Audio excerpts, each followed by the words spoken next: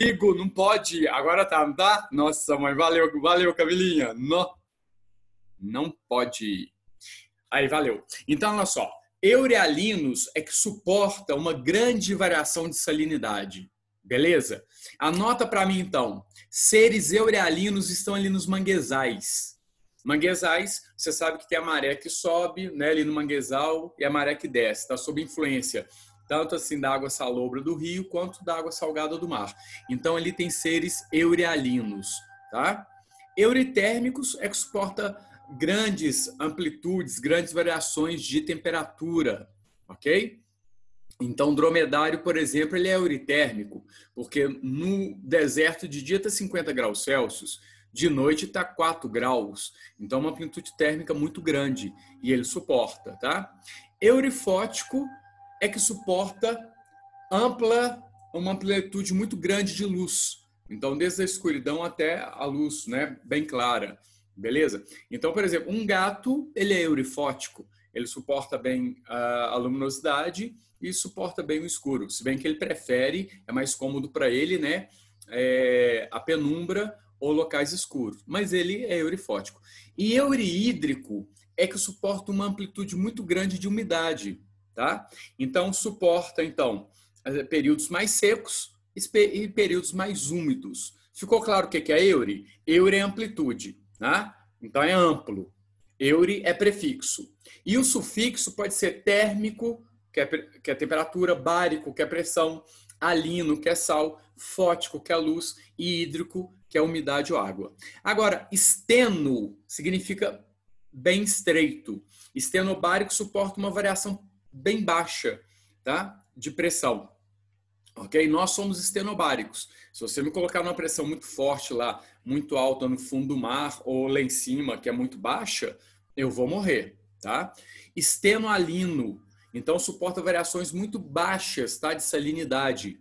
Beleza? Peixes de água doce são estenoalinos. Se você variar ali a salinidade da água doce, provavelmente eles vão morrer, tá? Estenotérmico. Estenotérmicos são seres que têm suportam uma variação muito pequena de temperatura, tá? Estenofótico, uma variação muito pequena de luminosidade. Estenohídrico, uma variação muito pequena de água, beleza? E só para guardar aqui, olha, plantas, tá? Plantas que gostam de sombra são chamadas de umbrófilas, que gostam de sol, heliófilas, que gostam de lugares úmidos, né? Úmido vai ser higrófila e gosta da água hidrófila. Então, higro é umidade, tá? E hidro é água. Mesófila vai aquela que gosta de ambiente intermediário, tá? Então, nem muito úmido, nem muito seco.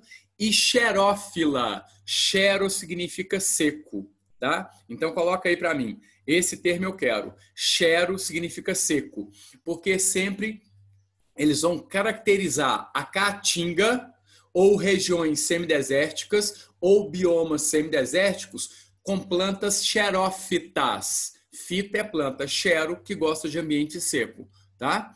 Ou podem ser chamadas também de xerófilas. Fila é afinidade, amigo. Xero de ambientes secos, tá? Então anota aí para mim, xerófitas, plantas de ambientes secos, o cactus. Ou chamada também de xerófila, que tem afinidade por ambientes secos. Beleza? Tá. Bom, aqui eu quero que vocês guardem o seguinte, olha. Dois conceitos importantíssimos que eu já tô gravando ciclo biogeoquímico com o pessoal da noite. Tá? E aí eu vou disponibilizar essas gravações para vocês estudarem ciclos biogeoquímicos. E os conceitos ecológicos eu estou trabalhando com vocês e eu vou disponibilizar a gravação para eles. Mas vem aqui comigo, ó. Eu quero que vocês tenham noção, tá? Em relação ao fluxo de energia e ao fluxo de matéria dentro de um ecossistema. Então vamos lá, ó. A energia, na maioria dos ecossistemas, vem do Sol.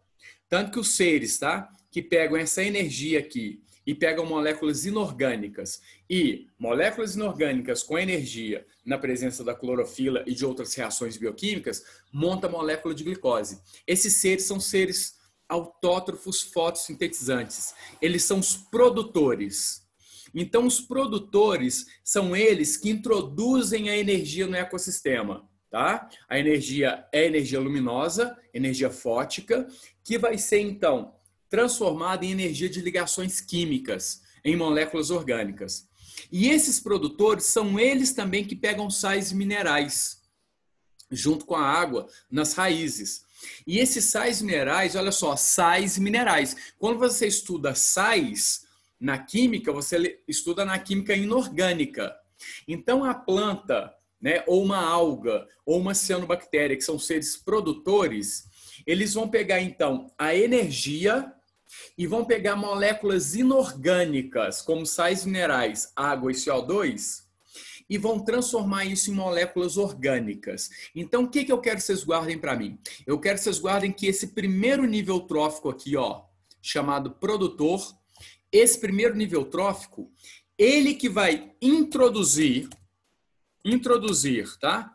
Energia no ecossistema, ok? Através da fotossíntese. E ele que vai transformar as moléculas inorgânicas, então, MINORG, em MORG, em moléculas orgânicas. Ficou claro isso aí?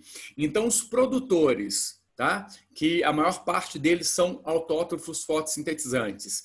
Eles que vão pegar, então, energia luminosa e introduzir essa energia na forma de energia de ligações químicas, que vão estar nessas ligações químicas dessas moléculas orgânicas que eles produziram. E essa energia vai seguir um fluxo através de relações tróficas, relações alimentares. Então, o produtor, que está no primeiro nível trófico, aí ó, trófos é alimento, primeiro nível trófico, primeiro nível alimentar. O produtor, ele vai ser, então, comido pelo consumidor primário, que está no segundo nível trófico. Tá? Então, consumidor primário, embora a gente abrevia como C1, ele está no segundo nível trófico. Por quê? Porque produtor sempre será o primeiro nível trófico. Coloca aí para mim. Sempre o primeiro nível trófico é de produtor. Primeiro NT, nível trófico, tá? Vou colocar nível trófico.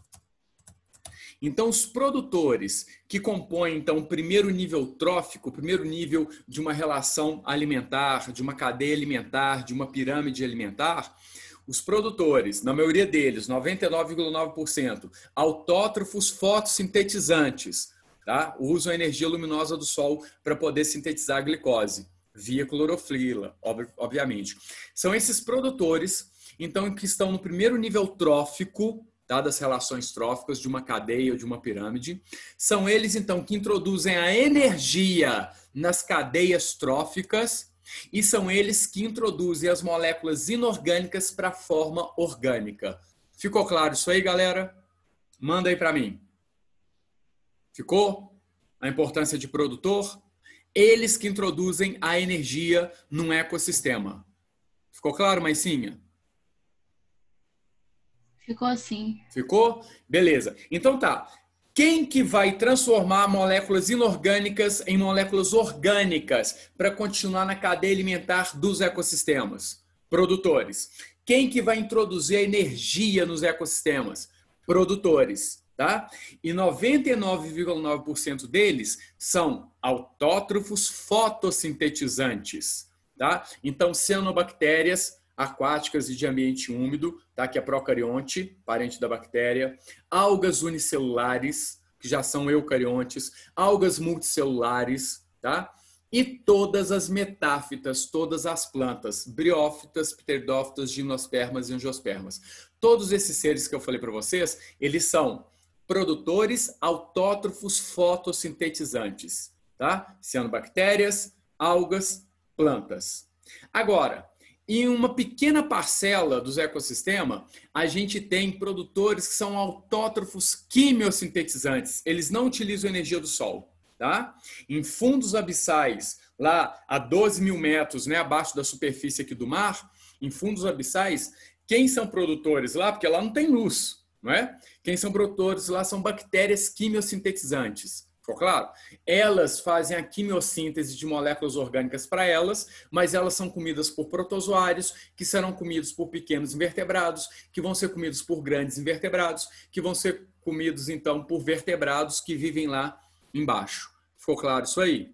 Beleza? Então, em zonas abissais, os produtores lá, porque não existe luz, são autótrofos quimiosintetizantes. Mas estão no primeiro nível trófico, são eles que introduzem a energia no ecossistema, e esses produtores autótrofos quimiosintetizantes de fundos abissais marinhos são eles também que pegam moléculas inorgânicas e transformam em moléculas orgânicas para eles, e eles acabam alimentando, sendo a base de toda a cadeia alimentar. Tá? Então a gente vê duas diferenças, olha aqui. Ó. Primeiro, o fluxo da energia. Tá? A energia, vou colocar até em vermelhinho, olha. Ela entra via produtor, beleza? Que é um autótrofo. 99,9% dos ecossistemas é a base de autotrofismo fotossintetizante. A energia ela entra e ela vai ser passada para os outros seres do ecossistema através das relações tróficas, das relações alimentares. Beleza? Até que toda essa energia aqui, olha, tá? Seja passada e ela vai sendo dissipada aos poucos na forma de calor. E até que todos esses seres morram, tá? Os produtores morram, o consumidor primário, secundário, terciário, e vão ser decompostos pelos decompositores. E aí esse último resquício de energia vai ser dissipado. Então anota aí para mim, ó, o fluxo da energia é unidirecional, não volta. Tá? A energia é unidirecional. A energia não volta. Ela vem do Sol, é então, né, assimilada e é presa em ligações químicas nas moléculas orgânicas pelos seres autótrofos fotossintetizantes. E essa energia aqui, então, vai passar pelas cadeias alimentares e vai sendo dissipada na forma de calor. No final, com a morte desses seres e os decompositores decompondo essa matéria orgânica, essa energia acaba de ser finalmente dissipada por espaço e ela não retorna. Então, vocês vão guardar para mim que o fluxo da energia é unidirecional. Ele começa num ponto e ela não volta. Ficou claro? Isso é energia. Agora, Capetinga, e a matéria? Aí que tá. A matéria, nós vimos que a matéria inorgânica lá, ó, as moléculas inorgânicas são assimiladas via aqui, ó, raiz das plantas em ecossistemas terrestres, né? Na zona pilífera da raiz tem um monte de pelinho absorvente, tá? Então, esses sais minerais, que são moléculas inorgânicas, né? Que são matéria inorgânica, vão ser absorvidos pelos pelinhos absorventes das células da raiz, ok? Esses sais minerais, junto com a água, são jogados ainda na raiz num vaso condutor, tá, de seiva chamado xilema, com X. E se é com X, as células são mortas, olha lá, xilema. E o xilema sempre chove. Então, o xilema sempre chove. Então, ele chove, olha lá, ó, levando sais minerais e água para as folhas. Ficou claro isso aí? Então, o xilema sempre chove. E o xilema está no centro. Ele está mais no centro do caule. Então, o xilema, tá? Ele vai levar a seiva bruta, que é essa seiva feita de água e sais minerais. E essa seiva bruta sempre vai subir pelo xilema. Sempre vai ser ascendente, beleza? E aí, chega lá nas folhas, esse xilema vai deixar, então, água e sais minerais nas folhas, onde tem muita célula clorofilada, tá? Tem parênquima clorofiliano. Essas células da folha recebem água e recebem os sais minerais. As células da folha pegam CO2 e água na presença da luz, faz fotossíntese e monta glicose. Opa, então calma aí. O carbono que estava no CO2, que era inorgânico, e a água que era inorgânica, através dos processos enzimáticos da fotossíntese, virou glicose, que é a molécula orgânica. Aí não falei mentira para vocês aqui, ó. Os produtores pegaram moléculas inorgânicas e transformaram em moléculas o quê? Orgânicas. Então essa planta aqui, ó, ela pegou CO2, que veio da atmosfera, que veio também da respiração celular das células dela, e pegou a água que veio do solo, que foi absorvida pelos pelos absorventes da raiz. E foi jogada no xilema. E o xilema é aquele vaso condutor de seiva que chove. E aí, ó, trouxe água para cá. Beleza. E as folhas, então, através do parênquima clorofiliano, montaram aquele monte de glicose. Pronto, já montou molécula orgânica. Além disso, Vocês lembram que eu falei que a raiz também absorveu sais minerais? Nitratos, fosfatos? Então, olha só, esses sais minerais também são absorvidos pelo absorvente junto com a água. São jogados no xilema. O xilema sempre chove, é ascendente, está mais no centro. O xilema chove, trazendo então a seiva bruta. E além de deixar água aqui, deixou nitrato. Como essa parênquima clorofiliana da folha, essas células, já fizeram glicose, molécula orgânica, elas agora têm processos, vias enzimáticas, vias metabólicas, para juntar o nitrato, que tem nitrogênio inorgânico, em moléculas orgânicas, tá? Em esqueletos Shaw de glicose, e acabam formando aminoácido. Aminoácido tem grupo amina. Amina, na química, é estudado na química orgânica. Então, amina é uma função orgânica. Então, aminoácido é uma substância orgânica. E é monômero de quem? De proteína. Então, para você ver, a planta, ela pegou CO2 e água e montou glicose. Pegou moléculas inorgânicas e transformou em molécula orgânica. Além disso, essa planta ainda pegou nitrato e juntou com o esqueleto Shaw lá. Shaw é carbono, hidrogênio, oxigênio da glicose e fez reações enzimáticas ali, transformou isso em aminoácido, molécula orgânica. A planta pega esse fosfato e vocês viram, né, provavelmente com o Dinho, o fosfato, ele está lá no ATP, ele está no nucleotídeo, que é monômero de ácido nucleico. Né? O nucleotídeo é um fosfato ligado a uma pentose, que pode ser ribose ou desoxirribose, ligado a uma base nitrogenada. Então, olha só, no nucleotídeo, que é o monômero do DNA e do RNA, eu tenho fosfato e tem base nitrogenada. Aqui tem nitrogênio. A planta absorveu nitrato, que era inorgânico, era sal mineral, e juntou com esqueleto carbônico aqui, virou base nitrogenada. A planta pega o fosfato também, que é inorgânico, e liga na pentose. Quando eu tenho fosfato ligado à pentose, que pode ser ribose ou desoxirribose, e ligado à base nitrogenada, isso aqui é nucleotídeo, é molécula orgânica. Então, eu estou falando isso tudo para vocês para provar que a planta, ela assimilou moléculas orgânicas ou inorgânicas do meio? Inorgânicas, certo? CO2, água, nitrato e fosfato. E a partir dessas moléculas aqui, através da fotossíntese e de outras reações enzimáticas, essa planta produziu glicose e outros carboidratos, outros monossacarídeos que depois se juntam e podem virar outros polissacarídeos, produziram nucleotídeos, produziram lipídios, produziram moléculas orgânicas em geral. Ficou claro? Então, a planta ou um produtor qualquer, pode ser uma alga, né? Pode ser uma cianobactéria. Então, o produtor vai pegar moléculas inorgânicas e vai transformá-las em moléculas orgânicas. Ficou claro? Então, o produtor, tá?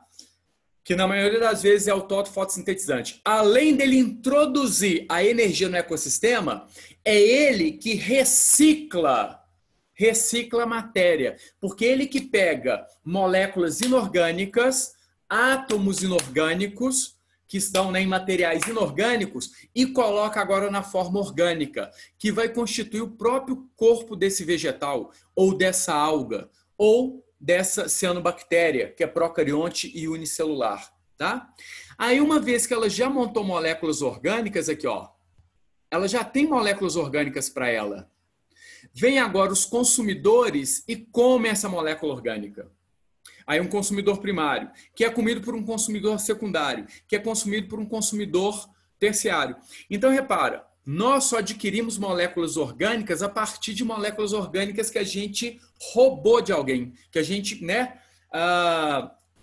predou de alguém. Essa que é a verdade, certo? Nós somos consumidores, né? Podemos ser consumidor primário quando a gente come um alface, a gente pode ser um consumidor secundário quando a gente está comendo um frango que comeu milho, o frango foi o consumidor primário, a gente foi o consumidor secundário. Percebe? Então, nós somos onívoros, a gente pode ficar em vários níveis tróficos, né? Sempre em papéis de consumidores. Por quê? Porque não somos produtores. Só as plantas, as algas multicelulares e unicelulares, as cianobactérias, as bactérias que fazem fotossíntese e as bactérias e arqueobactérias que fazem quimiossíntese. Esses aqui podem ser produtores. Esses podem ocupar o primeiro nível trófico. mas nós jamais, porque nós não conseguimos ser produtor. Produtor é aquele que pega a molécula inorgânica e transforma em molécula orgânica. Gente, se eu der para vocês CO2 e água, vocês conseguem montar glicose para mim? Responde aí rápido. Sim ou não?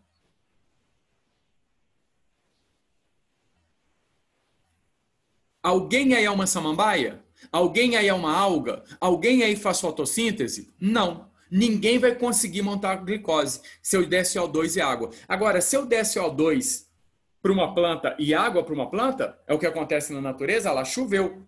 Você molhou a planta, está dando água. E CO2 ela tira da atmosfera e das células dela, porque as células dela fazem respiração. Tá? Lembrem-se disso, planta respira, tem respiração celular. Tá? Então libera CO2. Então a planta pode pegar o CO2 da própria célula dela. Beleza? E CO2 mais água, ela consegue, a partir dessas moléculas inorgânicas, montar a molécula orgânica. Por isso que ela é produtor. Ok? Agora repara, todas essas moléculas orgânicas que passaram por essa cadeia alimentar que eu falei aqui para vocês, no final, esses seres, quando morrerem, eles serão decompostos pelos decompositores, que são fungos decompositores e bactérias decompositores. Tá? E eles decompõem, tanto os fungos decompositores quanto as bactérias decompositoras, elas pegam as moléculas orgânicas e degradam molécula orgânica até molécula inorgânica. Ou seja, os decompositores fazem o contrário dos produtores. Tá?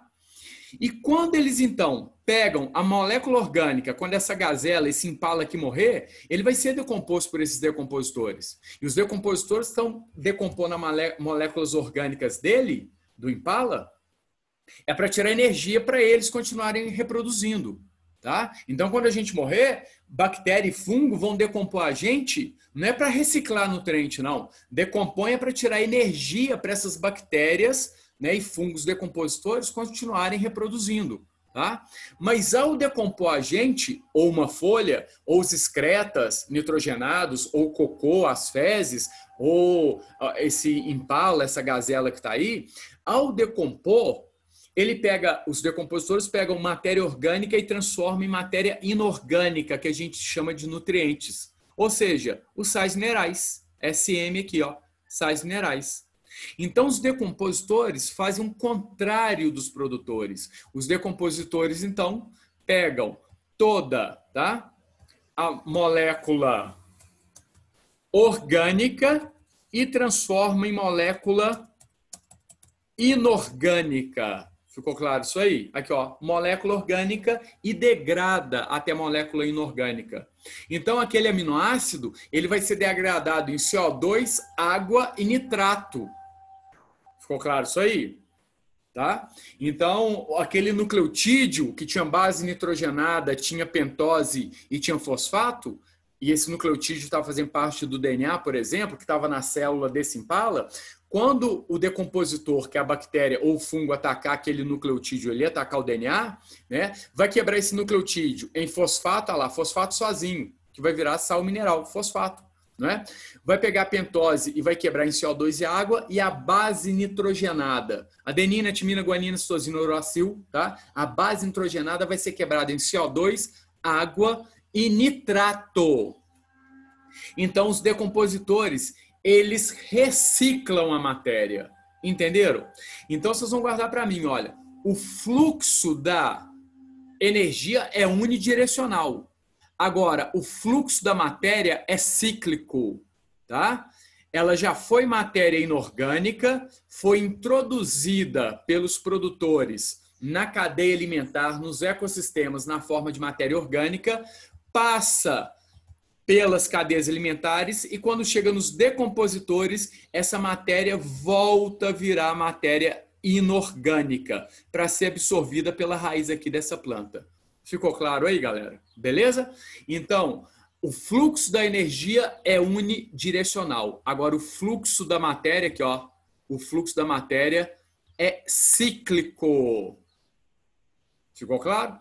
Aqui tem os produtores que estão introduzindo a matéria inorgânica em matéria orgânica e aqui os decompositores que estarão, então, pegando a matéria orgânica e transformando-a totalmente em matéria inorgânica e deixando disponível para os produtores novamente. Então, a matéria é cíclica. Por isso que vocês vão ver a matéria ciclos biogeoquímicos, tá? Gravada para vocês. Bom, alguma dúvida? Eu preciso de um feedback agora, porque eu falei demais, foi muita informação e eu quero saber se vocês entenderam. Manda no chat para mim. Mas sim, se você consegue abrir o microfone, pode falar, tá? O resto da turma lá. Luizinha Neves, Julinha, Luiz Otávio, Mariana Santos, Tranquilo, tá. Maísa, tá tudo certo? Conseguiu pegar essa lógica? Aí o que eu quero mais de importante aqui, Capetinho, você fala assim, Capetinho, o que você quer que eu guarde mesmo pro Enem? Eu quero que vocês guardem aqui. Os produtores é que introduzem, então, a energia nos ecossistemas e que reintroduzem a matéria orgânica no ciclo da matéria, nos ecossistemas. Depois isso vai passar por cadeias alimentares e os decompositores é que vão definitivamente pegar a matéria orgânica e transformá-la novamente em matéria inorgânica, beleza? E só uma observação, tá, gente? Só uma observação. A respiração celular, tá, feita em mitocôndrias, porque todos os seres aqui são seres eucariontes, tá? A respiração celular feita por essas plantas, feita por esse animal, por outros animais da cadeia alimentar, por essas gramíneas aqui, ó. A respiração celular pega glicose e quebra a glicose em energia, que vai virar ATP, e CO2 e água. Então, a respiração celular, tá? Ela faz molécula orgânica virar molécula inorgânica também. Não é só os decompositores, não. Beleza? A maior parte das moléculas orgânicas e as mais complexas vão ser degradadas pelos decompositores. Mas a respiração celular, ela está pegando glicose e está quebrando glicose em CO2 e água, que é a molécula inorgânica. Então, a respiração celular é a oxidação da glicose, tá? A oxidação da glicose em CO2. Beleza? E liberou energia. E essa energia da quebra da glicose, da oxidação da glicose, é utilizada para sintetizar ATP. ATP é que é a energia útil para a célula, tá? A única energia útil que a célula consegue, então, utilizar, como se fosse uma máquina que utiliza energia, a única energia útil para a célula é ATP, tá? E os seus correlatos? A gente tem GTP, tem TTP, né? Guanina trifosfato, timina trifosfato, mas o ATP é adenosina trifosfato, tá? Então guarda aí que o ATP e seus correlatos é que é a moeda energética da célula. Beleza. Mas sem sombra de dúvidas, tá, gente? A maior parte da energia é de ATP. Não é de GTP, TTP, não, tá? É ATP mesmo. Adenosina trifosfato. Então, beleza. Vamos passar para frente. Bom, aqui só está mostrando isso, tá? Que a energia, ela entra no ecossistema, tá? Lá, entra através da insolação, ou seja, da luz, através dos produtores, que são algas e plantas, e cianobactérias, tá? E aí, pronto, olha, esses seres vão participar de uma cadeia alimentar. O coelhinho come a planta, que é comido, por sua vez, o coelhinho é comido pelo tigre, mas tanto a planta, quanto o coelhinho, quanto o tigre, quando morrerem, vão ser decompostos por fungos e bactérias decompositoras, que vão mandar de novo aqui, ó, essa matéria que era matéria orgânica, na forma de matéria inorgânica agora, para ser reabsorvida pelos produtores. Tá? Nos ambientes aquáticos, os produtores são as algas, tanto unicelulares quanto macroscópicas. Beleza. Ontem nós falamos disso. Os grandes ecossistemas são chamados de biomas. Tá? E esses grandes ecossistemas chamados de biomas são determinados pelo clima. E o clima é temperatura, luminosidade e pluviosidade. E quase toda a matéria lá, ó, quase toda a matéria que foi produzida pelos produtores, tá? No bioma, é utilizada ali naquele próprio bioma, pelas cadeias tróficas e pelas teias tróficas daquele bioma. E depois os decompositores vão decompor isso aí, tá? Essa matéria orgânica, e vai disponibilizar essa matéria, então, na forma inorgânica para as plantas absorverem de novo, beleza? E quem faz essa reciclagem dos nutrientes são as bactérias e os fungos decompositores. Pergunto para vocês, onde vocês acham que tem maior decomposição? Portanto, uma reciclagem mais rápida de nutrientes? Na Caatinga, que é semiárido, que quase não chove, ou na floresta amazônica?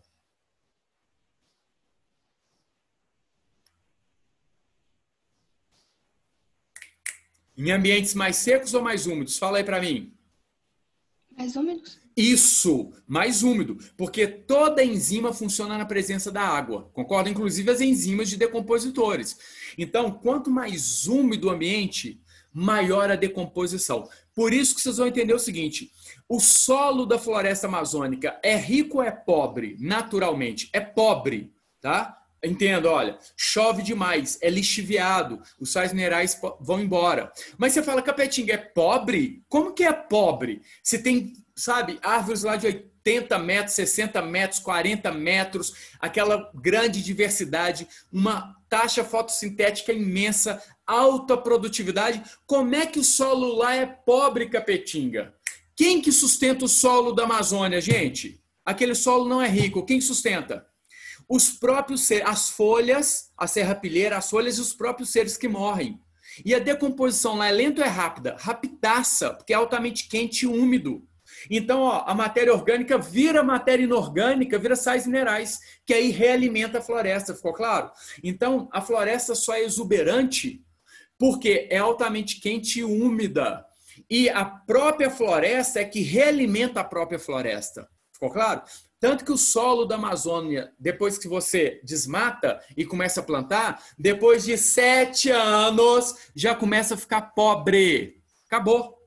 Fica arenoso e sem sais minerais. Lógico, você tirou a floresta que alimentava esses fungos e as bactérias decompositoras, porque a maior parte vem das folhas, tá? Mas de todos os seres que estão ali vão morrer. E todos os seres que morrem, inclusive as folhas, pedaços de seres, vão ser decompostos, tá? Então, ó, a gente vai ter, então, os grandes biomas brasileiros, como os grandes biomas mundiais, e eles são determinados por fisionomias ou características fitogeográficas. Ou seja, fito, anota para mim, fito é plantar. Então, são regiões determinadas pela flora. Pela flora, você sabe me dizer qual bioma que é. Quer ver? Vamos ver.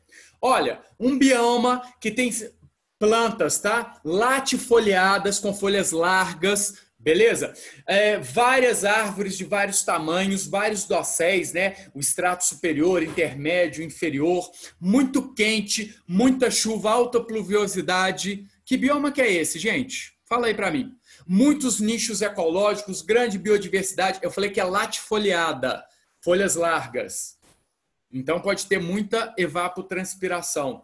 Por quê? Porque ela é úmido, ela não vai desidratar nunca. Que bioma que é esse? Qual é essa característica aí dessas plantas? Mata Atlântica ou Floresta Amazônica. Se eu falar que é mais planície, Floresta Amazônica, muitos morros, Mata Atlântica. Ou você vai falar para mim, Floresta Tropical. Beleza. Se eu falar para você, um bioma onde uma grande parte do tempo, tá? Do ano, não chove, é seco, é quente, as plantas não são latifoliadas, são acicofoliadas, folhas em forma de agulha, a ponto de ter uma adaptação que a folha virou espinho no cactus, para não ter transpiração da água que tem dentro da planta, porque a folha é um órgão de transpiração, né? Inclusive para subir a seiva bruta, tá? Então, olha só, as folhas foram transformadas em folhas acicofoliadas, fininhas, muitas plantas com espinhos. Muitas dessas plantas, os espinhos são folhas modificadas para não perder água, como no cactus. E essas plantas que têm folhas, tá? Elas ainda perdem a folha na maior parte da época do ano, quando não tem água, tá? Então é caducifólia, caduca, folha que caduca, folha que cai. Gente, qual bioma brasileiro que eu estou falando? Quente, muita luminosidade, quase não tem água, as folhas são acicofoliadas, muitas têm a folha transformada em espinho E as plantas que têm folhas são caducifólias. Caatinga. Isso, Mariana, fechou. Beleza? Se eu falar para vocês, olha, esse bioma tem muita herbácea, gramínea, mas tem árvores também, mas árvores tortuosas, com suber, a casca bem grossa, para proteger de queimadas, tá? Tem folhas com tricomas, tricomas são pelos, para proteger também de queimadas do fogo, principalmente as gemas apicais. Tem folhas coriáceas. Coriáceas é como uma camada de cutina, né, maior, mais espessa, para não desidratar muito. Mas tem árvores, muitas delas não são caducifólias, não perdem as folhas, muito tortuosas. A biomassa é maior, tá? No subterrâneo, porque muitas raízes profundas para atingir o lençol freático, porque existe água nesse lençol freático. Tem duas estações muito bem definidas nesse ecossistema que eu estou falando para vocês, e nessa região fitogeográfica de árvores tortuosas, tá?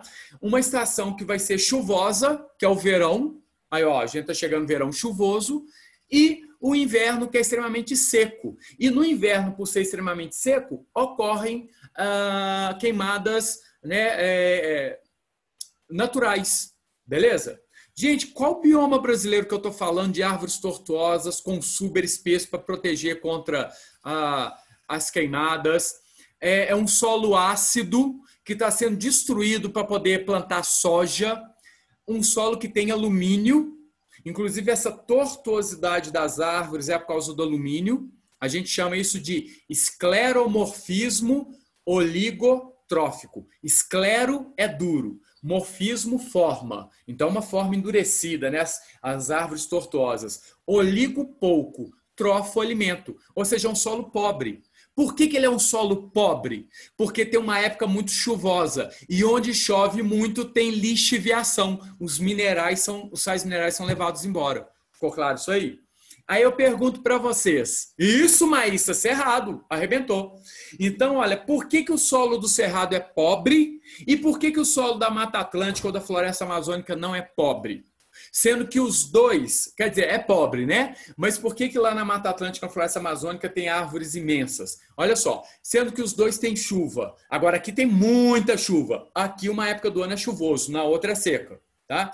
Se tem chuva, gente, tem lixiviação, que é a lavagem dos sais minerais. Ou seja, a chuva cai e na hora que ela entra na terra, ela leva para as regiões mais profundas da terra os sais minerais. Então, as plantas aqui em cima ficam sem sais minerais. No Cerrado, repara, eu não tenho grandes árvores, não tem queda de folha, não tem nada. Então o solo é pobre, porque uma época do ano, durante 4 meses, é muita chuva no Cerrado. Vai ser lixiviado. Agora aqui, você fala, ó Capetinho, mas na Mata Atlântica e na Floresta Amazônica é muita chuva também. É muita chuva. Tá? Então tem lixiviação, tem. Mas é tanta folha caindo na Mata Atlântica e na Floresta Amazônica, e é tanto calor, tanta umidade, que a decomposição é tão rápida que esse mineral que foi lixiviado ele já é recomposto pela decomposição. Ficou claro isso aí, galera? Beleza? E no Cerrado não tem esse tanto de árvore para poder repor, né, a quantidade de matéria orgânica que foi levado pelas águas, pela lixiviação, tá? Guardem isso. Se chover muito num local, vai ser lixiviado essa matéria orgânica. Mas se tiver muitas árvores que repõem essa matéria orgânica com as folhas dela e com a decomposição via decompositores, aí esse solo ainda é um solo, entre aspas, fértil. Fértil porque é a própria floresta que está mantendo esse solo. No Cerrado não acontece isso, não é? Então, não tem como manter esse solo fértil. Por isso que a gente fala que é escleromorfismo oligotrófico. Escleromorfismo, forma dura, embrutecida das árvores. Oligotrófico por causa de um solo pobre. E ainda assim, tem sobrenome. Alumínio-tóxico. Então, é escleromorfismo oligotrófico alumínio-tóxico. Ou seja, uma forma endurecida das plantas, tá?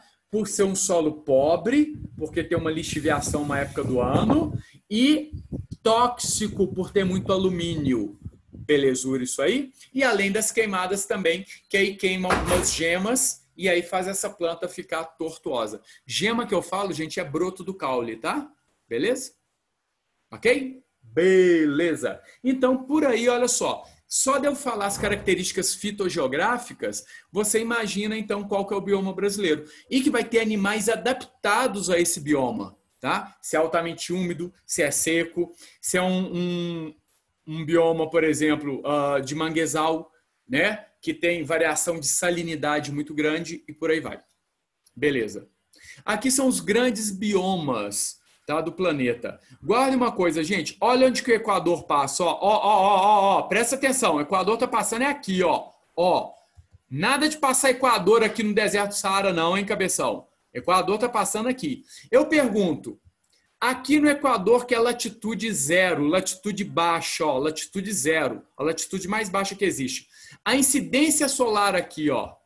A incidência solar aqui, não faz eu passar vergonha não, computador. Não faz eu passar vergonha não. A incidência solar aqui é alta ou é baixa? A luz do sol batendo aqui. Altíssima, você concorda comigo? Então, se a incidência aqui é altíssima, tem muita evaporação de água. Muita evaporação, muito acúmulo no céu de nuvem. Muita chuva. Então, essa região toda é uma região de muita pluviosidade. Muita chuva. Olha, muita luz, presta atenção comigo. Olha onde que eu estou querendo chegar.